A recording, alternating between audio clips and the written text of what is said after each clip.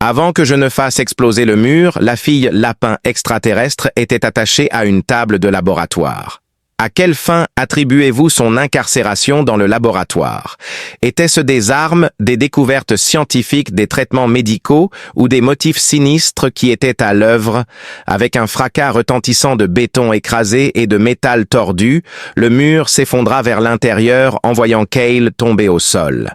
Il a été renversé par l'onde de choc, son armure tactique lourde portant les marques d'une douzaine de contrats à travers 6 mondes impitoyables, ses gyroscopes internes gémissant alors qu'il luttait pour maintenir son équilibre.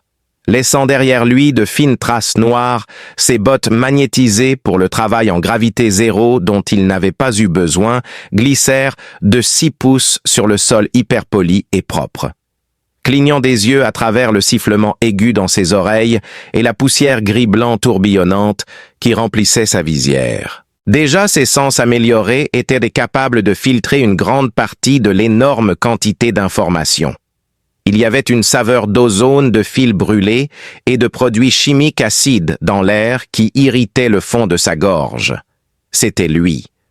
Entrer dans le bâtiment avait été un cauchemar. Une progression lente et angoissante devant des drones de sentinelles dont les schémas logiques biologiques étaient troublants alors qu'ils patrouillaient des grilles laser. La brèche, cependant, n'a jamais été la partie difficile.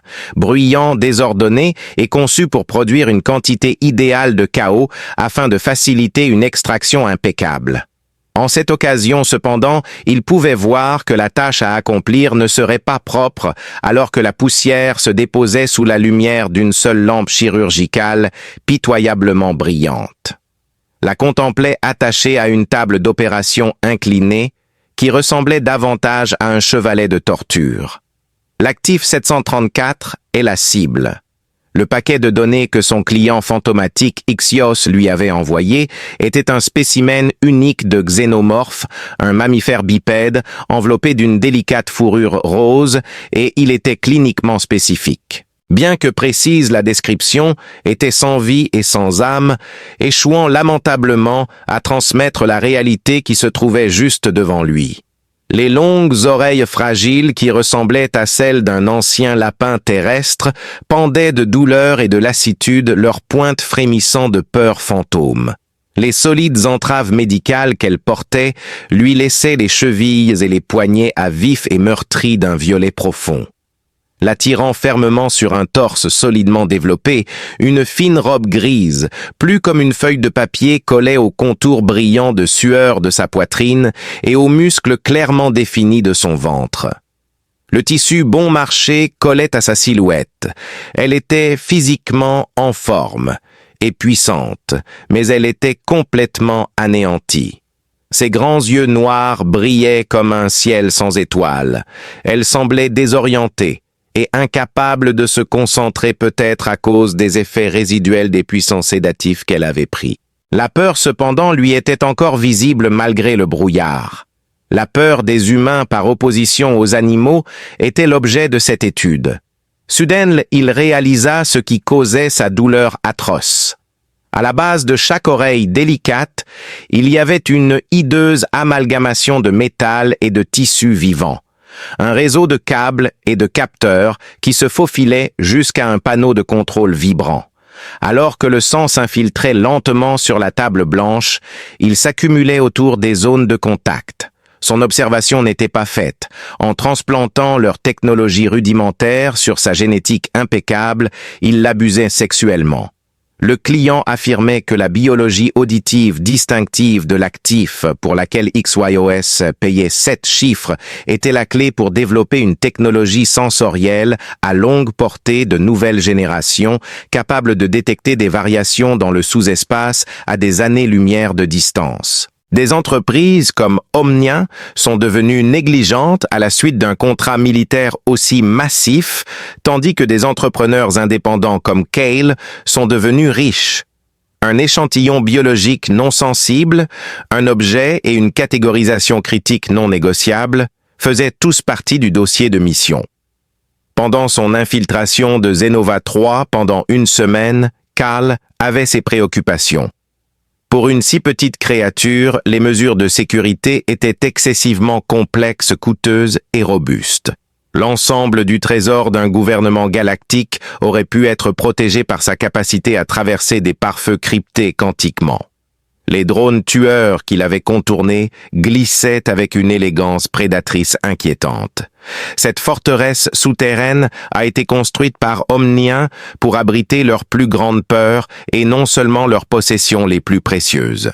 La tromperie semblait maintenant aussi tangible que le mur brisé derrière lui, alors qu'il la regardait trembler sous la lumière chirurgicale. Une extraction n'était pas ce que c'était. Quelqu'un a été enlevé.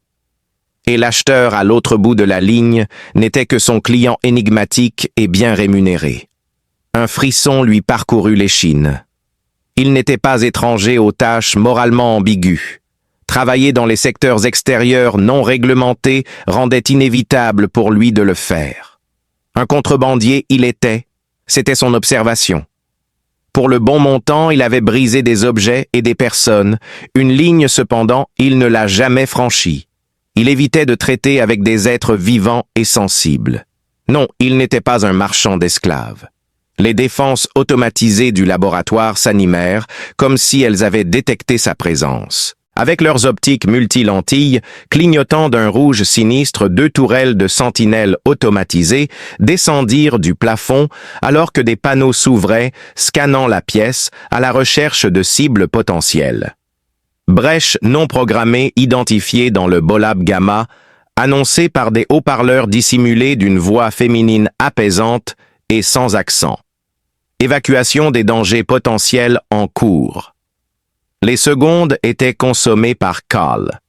Un protocole de mission précis existait. En utilisant le SARET dans son sac médical, sédater l'actif, sécuriser une paire de chaînes magnétiques et les ramener à son vaisseau. Soyez aussi prudent avec cela que s'il s'agissait de cargaison. Ses doigts effleurent le métal glacé de la curette, tandis que sa main se dirige involontairement vers la trousse médicale posée sur sa cuisse. Son regard se posa sur la jeune fille, assise sur la table, fixant la seule larme qui coulait sur la délicate fourrure rose de sa joue. Il examina l'appareil invasif et sauvage fixé à son crâne. Il était coincé par la tourelle de gauche qui s'était retournée. Il allait se déclencher quand il émettrait un son aigu. Une vie de distance professionnelle s'est évanouie en une seconde, remplacée par une fureur glaciale et illuminatrice. Il avait quitté son poste chez Xios. Alors qu'il marchait vers la table, le bruit des débris tombés sous ses bottes blindées s'ajoutait au son. Avec une rafale de plasma surchauffé, la tourelle de sentinelle a explosé au-dessus de sa tête et a éclaboussé du métal en fusion sur le mur distant. Il n'y prêta aucune attention. En frappant son poing ganté sur la console à côté de la table, il brisa l'écran et envoya des étincelles voler dans toutes les directions. Alors qu'il tendait son autre main, il saisit les cordes qui ornèrent sa couronne. Alors qu'elle se préparait à une nouvelle agonie, elle sursauta brusquement et laissa échapper un cri étouffé. Pendant un moment extrêmement court, il hésita ses actions délicates. Ses mots étaient étouffés alors qu'il murmurait « Ça va aller !» Son casque captant son intention. Sans malice dans le cœur, il a rapidement et efficacement coupé les fils, la libérant de leur empiètement. La table d'opération fut touchée par un autre éclair de plasma qui transforma une partie de son bord en une scorie enflammée. Avec son canon à impulsion installé sur son poignet déjà en train de biper, Cale se retourna. Des morceaux éclatés de la tourelle furent projetés de son support de plafond lorsqu'une seule décharge d'énergie concussive la frappa. Il déplaça son attention vers les fixations. La puissance hydraulique concentrée de son armure était trop forte pour eux, même s'ils pouvaient endurer une bête déchaînée. D'une poigne ferme, il serra le bracelet épais en polymère de son poignet droit. Une douzaine de morceaux se sont brisés après qu'il ait craqué. Pour libérer ses 3 autres membres, il a simplement répété le mouvement. Elle restait immobile.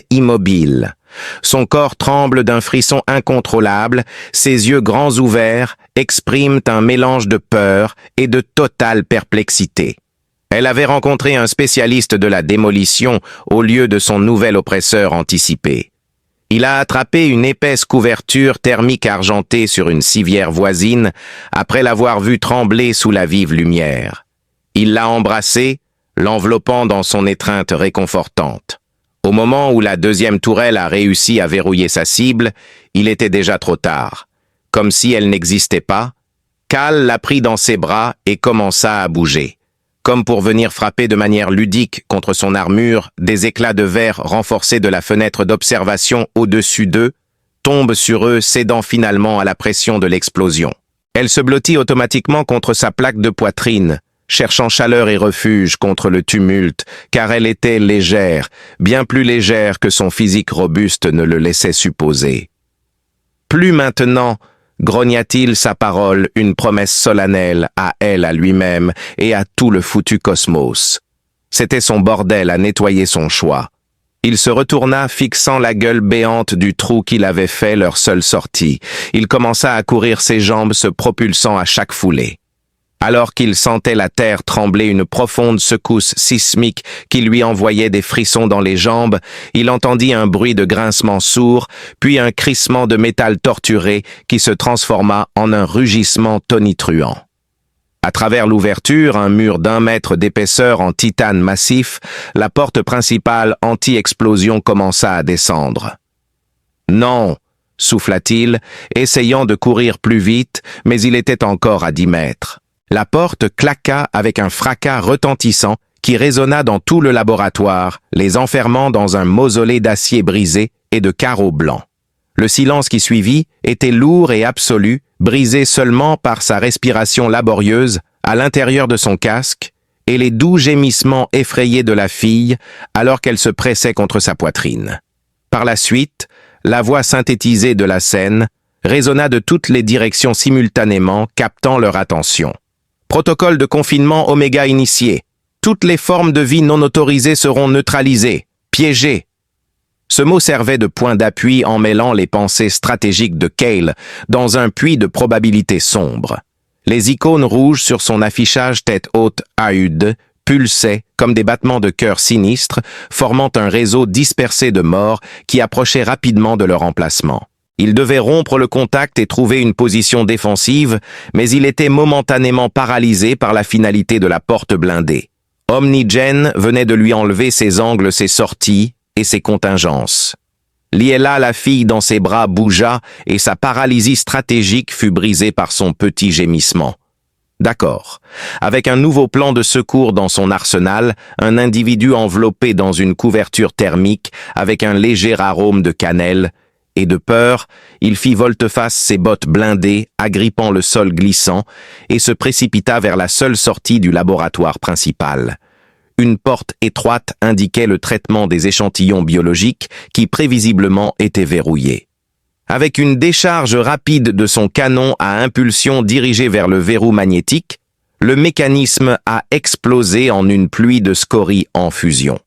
Avec un coup d'épaule puissant, il souleva la porte et les fit descendre dans le couloir de service ombragé au-delà.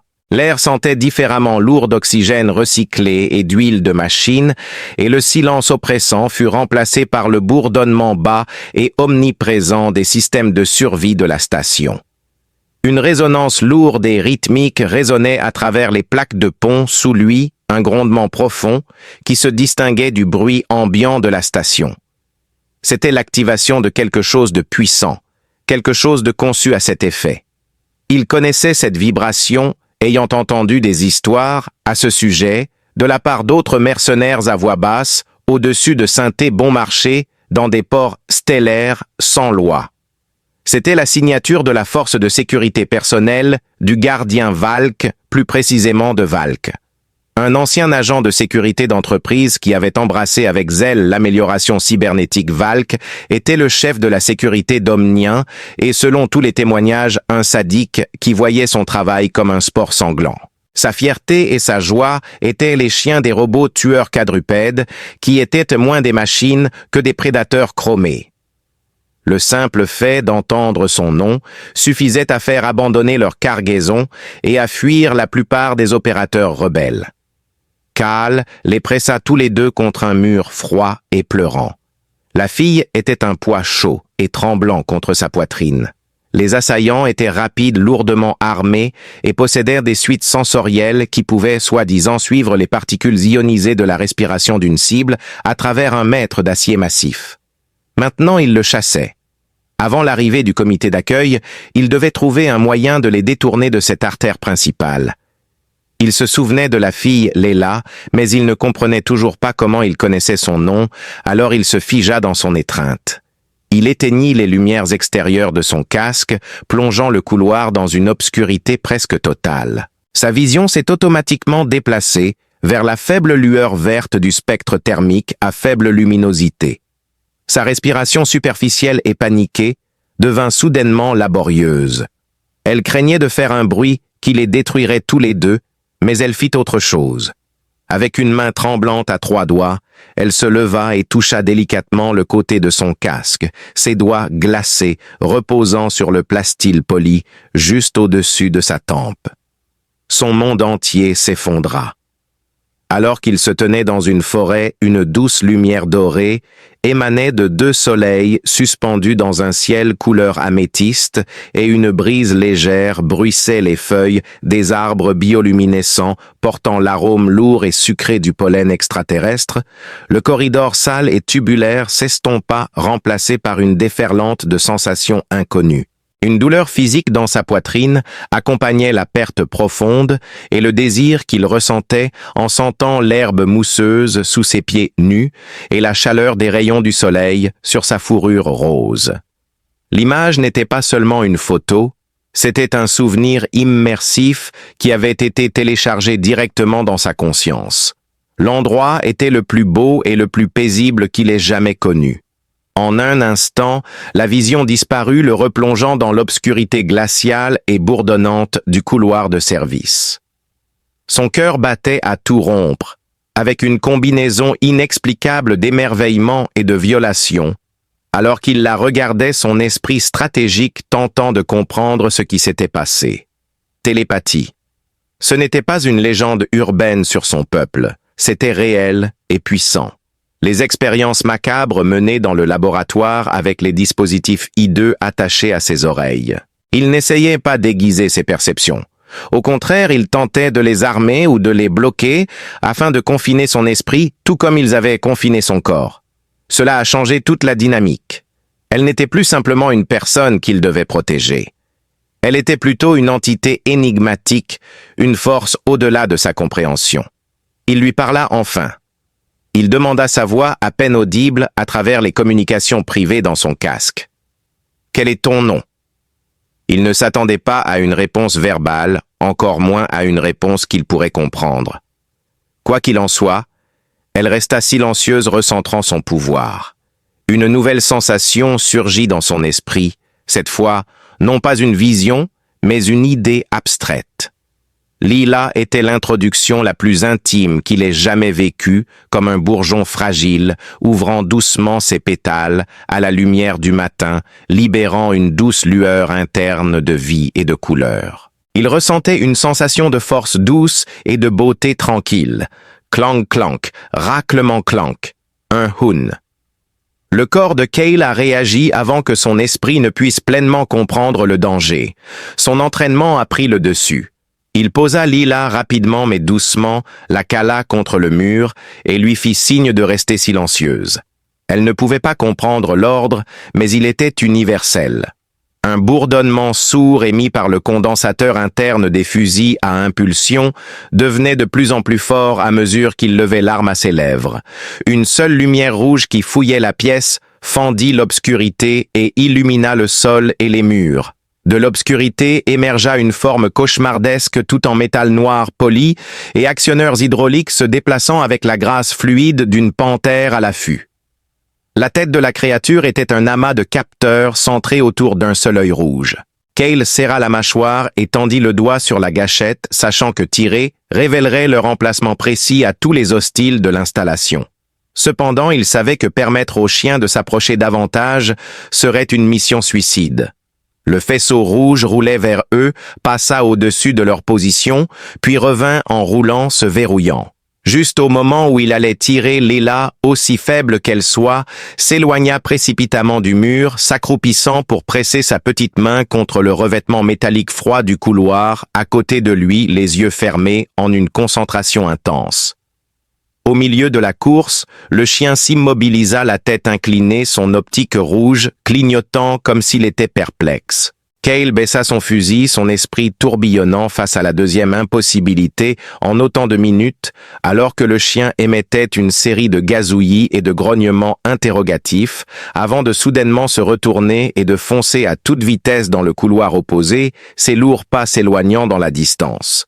Il chassait un fantôme, un son fantôme, une illusion psychique qu'elle avait implantée dans ses processeurs audio. Alors qu'il s'agenouillait à côté d'elle, son énorme armure semblait se rétrécir dans une tentative de paraître moins menaçante. Il regarda Leela qui s'était affaissée contre le mur, tout son corps tremblant d'épuisement. L'effort lui avait coûté cher.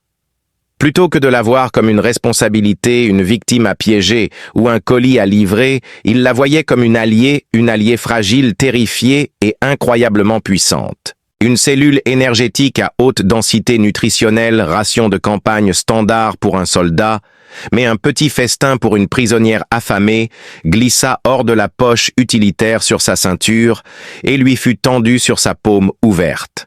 Elle sursauta d'abord ses yeux sombres, observant chacun de ses mouvements, mais ensuite elle aperçut le cadeau.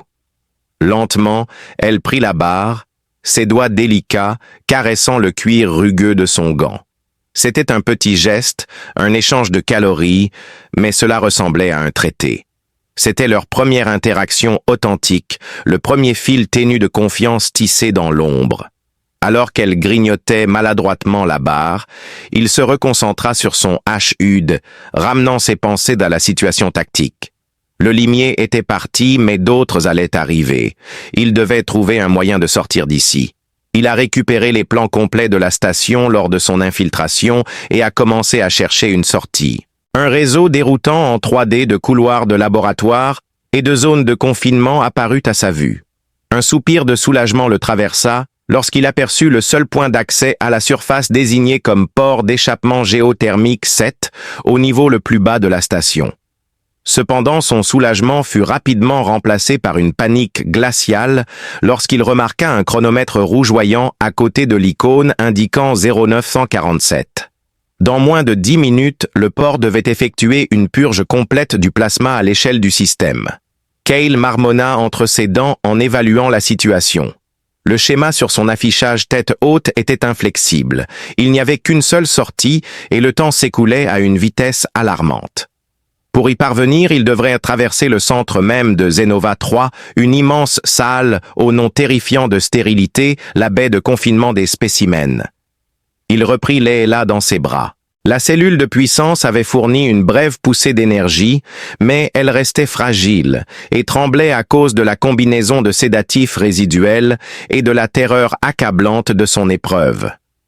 Il se sentait obligé de prendre le rôle de ses jambes et de son armure, et il avançait avec une détermination désespérée, nouvellement acquise, ses bottes blindées, avalant la distance, alors qu'il suivait le chemin illuminé, indiqué par son affichage tête haute.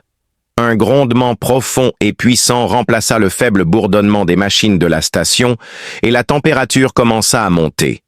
Ils approchaient de ce qui ressemblait au moteur d'un vaisseau spatial, se préparant à sauter, et en tournant le dernier coin, il s'arrêta devant une énorme porte de pression circulaire d'au moins 5 mètres de diamètre, étiquetée Central Specimen Containment Bay 1.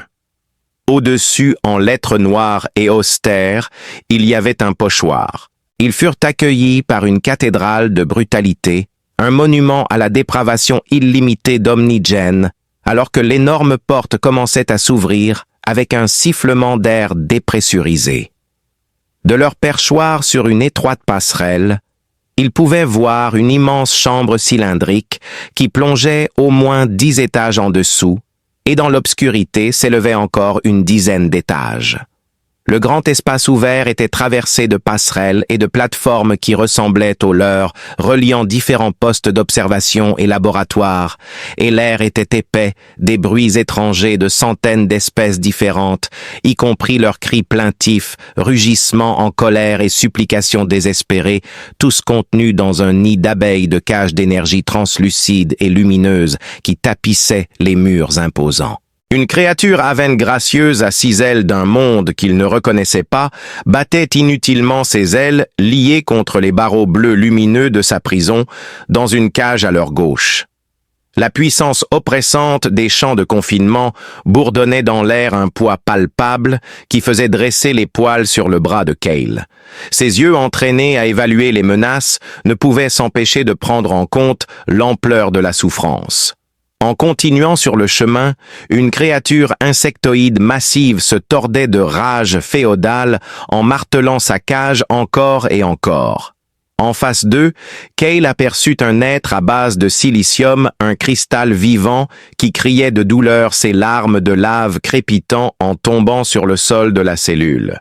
Le son de l'angoisse collective résonnait à travers toute la chambre comme un cri silencieux qui réverbérait à l'intérieur. Il monta sur la passerelle, sentant le gradin métallique gémir sous son poids, alors que le chronomètre sur son HUD dépassait la marque des 7 minutes. Leur chemin menait directement à une porte d'apparence lourde de l'autre côté de la baie marquée du symbole rouge universel pour une sortie de secours. Cette porte était leur seul moyen d'accéder à la bouche géothermique. Un effort impressionnant, agent, résonna la voix du gardien Valk, semblant venir de partout à la fois. Vous avez prouvé que vous étiez assez résistant, mais Zenova 3 a une politique très stricte contre les retraits non autorisés. Puis la pièce fut remplie du son déformé du rire sadique d'un enfant. L'ignorant Cale se mit à courir. Il était prêt pour ce qui allait arriver. Testons tes capacités dans un environnement moins contrôlé, dit Valk, sa voix teintée d'un rire sarcastique, comme s'il s'adressait à Q avant qu'une alarme perçante ne se déclenche. La lumière bleue éthérée des cages énergétiques commença à vaciller dans toutes les directions à travers l'immense pièce. L'une s'éteignit, puis une autre, puis une douzaine d'autres. Les désactivations étaient comme une vague d'intentions malveillantes déferlant sur les murs. Quand les détenus ont découvert que leurs cellules étaient déverrouillées de manière inattendue, l'orchestre de la douleur et de la terreur a éclaté en une fureur totale. À l'étage inférieur, une bagarre multiethnique éclata. Dans la panique, certaines créatures ont sauté hors de leur cage, tandis que d'autres ont lancé une attaque contre tout ce qui bougeait dans l'obscurité. Une tempête de colère extraterrestre et d'agression refoulée jaillit d'eux. Cale était conscient que le chaos ne resterait pas confiné au fond de la baie pour toujours, même si c'était le cas pour le moment. Certains monstres pouvaient voler et d'autres grimper. Ils étaient sur le point de transformer leur passerelle déjà précaire en l'endroit le plus périlleux de toute l'installation. Son armure palpitant, il accéléra la plume légère, Lila le pesant dans ses bras. J'avais l'impression de devoir parcourir 1 kilomètre pour atteindre la porte de départ rouge. Il était un moteur de progrès concentré sur la tâche à accomplir. Un seul impératif fondamental restait au centre de sa mission. Aller à la porte. Cependant, ses pensées, ses émotions et un cri frénétique furent submergés lorsqu'il sentit une petite main appuyée sur sa plaque de poitrine. Il pouvait sentir le cœur de Layla se briser alors qu'elle regardait la dévastation en dessous avec ses grands yeux sombres. Une vague d'émotions accablantes le fit presque perdre l'équilibre alors qu'il ressentait sa souffrance et sa compassion pour les autres détenus. « Nous devons leur tendre la main », fit-elle écho. Dans sa tête, un déluge d'horreur collective jaillissait des profondeurs des animaux en dessous. Les cages restantes doivent être ouvertes, chacune d'elles. Cale a insisté. Il n'y a pas de temps pour ça. Involontairement, il serra les dents et parla durement. Il a inséré une image de son affichage tête haute dans leur conscience collective. Il reste environ 6 minutes au chronomètre. Dans environ 6 minutes, cette ventilation sera dégagée. Nous périrons ici à leur côté si nous cessons. Son élan de compassion se heurta à son réalisme impitoyable. La rationalité glaciale d'un survivant s'est heurtée aux cris sincères de quelqu'un qui avait vécu dans l'une de ces prisons. Pendant un instant, leur lien ténu sembla sur le point de se briser. Ils étaient comme deux moitiés d'une pièce de monnaie façonnée dans des fournaises opposées. Il recula devant sa dureté, mais elle répliqua avec une pensée qui ressemblait plus à un éclat de mémoire et d'agonie qu'à une supplique perçant toutes ses défenses. Cela m'incluait. Ce n'était pas un débat. C'était un fait indiscutable qui lui tombait dessus comme une tonne de briques. En cet instant terrible, il comprit la profondeur de son angoisse. Mais savoir ne changeait pas la réalité. Non, l'horloge continuait de tourner. Il éprouva une émotion intense qu'il se permettait rarement de ressentir. Nous sommes tous coupables. Mais il l'a enterrée, l'a mise dans une boîte et a continué à courir, l'emmenant avec lui dans sa lutte pour l'existence égocentrique mais essentielle. Un obstacle surprenant se dressait sur leur chemin. Un prédateur reptilien massif à 6 membres descendit sur le gantre à 20 mètres devant eux avec un cri métallique. Son ascension du pilier central avait été incroyablement rapide. Maintenant, il se tenait là, ses biceps tordus comme un ressort et ses yeux noirs et plats fixés sur eux. Alors qu'il sondait l'atmosphère, sa langue fourchue frétillait.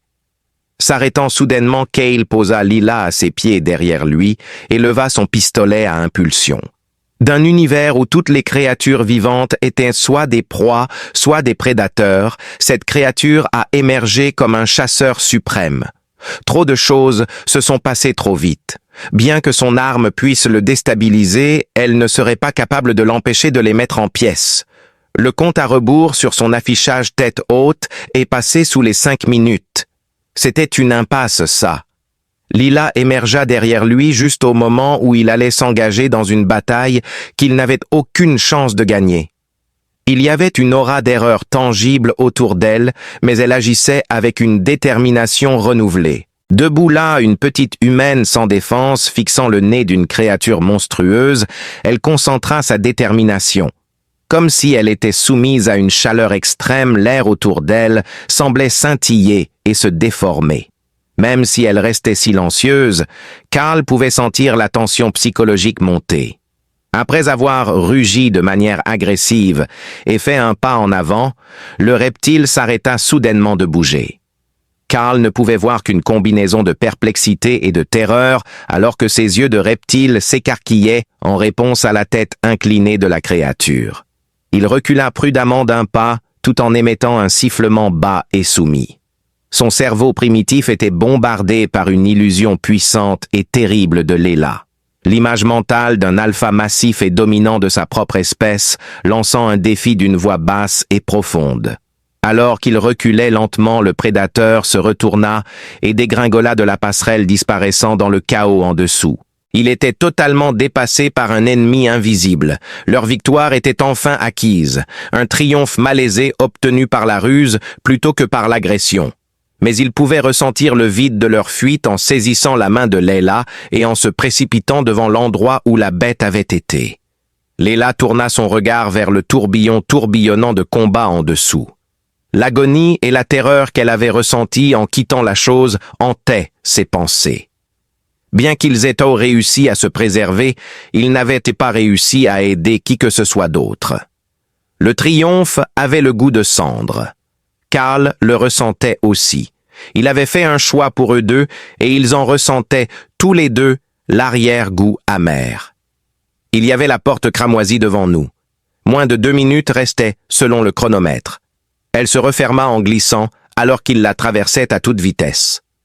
En un instant, les bruits de la baie se sont tus. La salle de contrôle était minuscule et bondée, et elle était remplie de consoles qui émettaient des bips. Il n'y avait qu'une grande vitre renforcée qui donnait sur l'énorme tunnel circulaire qui émettait déjà une subtile lueur orange.